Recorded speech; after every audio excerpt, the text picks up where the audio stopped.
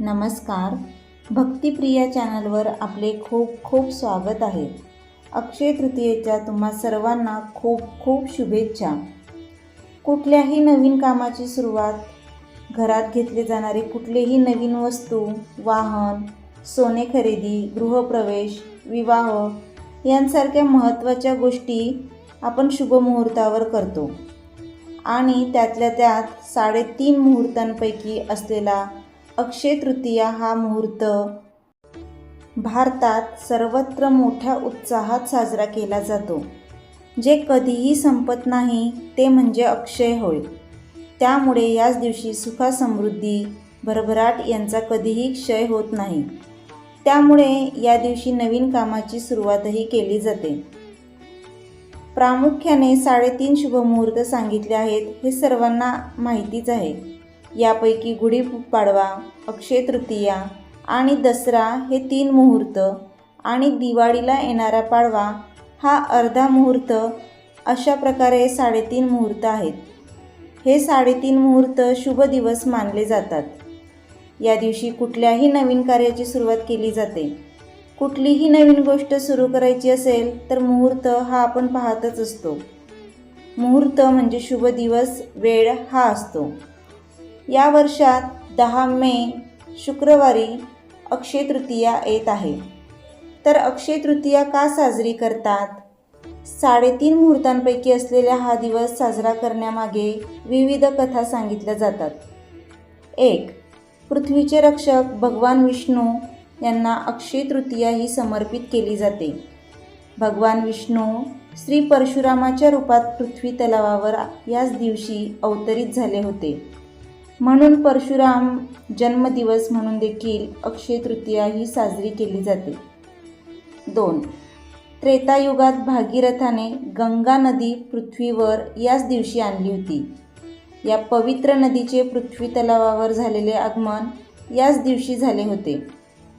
गंगेमध्ये स्नान केल्याने आपल्या पापांपासून आपल्याला मुक्ती मिळते आणि आपली पापे नष्ट होतात हे सर्वांना माहितीच आहे.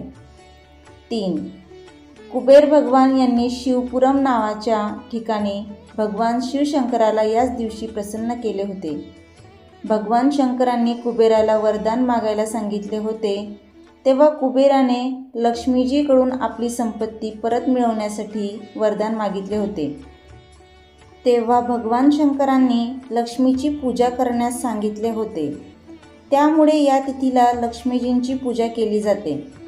लक्ष्मीजी आणि विष्णू हे पती-पत्नी आहेत. त्यामुळे लक्ष्मीची पूजा करण्याअगोदर विष्णूंची पूजा केली जाते. 4. महाभारताचा शेवट देखील याच दिवशी झाला होता. त्याचप्रमाणे सत्ययुग आणि त्रेतायुग यांची सुरुवातही याच दिवशी झाली होती. 5.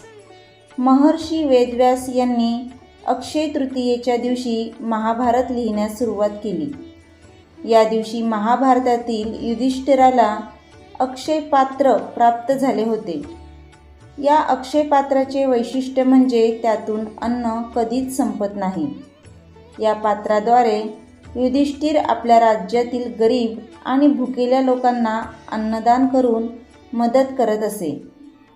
या श्रद्धेच्या आधारावर या दिवशी केलेले दानाचे पुण्यही अक्षय मानले जाते. म्हणजेच या दिवशी मिळालेले पुण्य कधीही संपत नाही. त्यामुळे वर्षानुवर्षे माणसाचे भाग्य वाढते. 6. अक्षय तृतीयेची आणखी एक कथा महाभारतात प्रचलित आहे.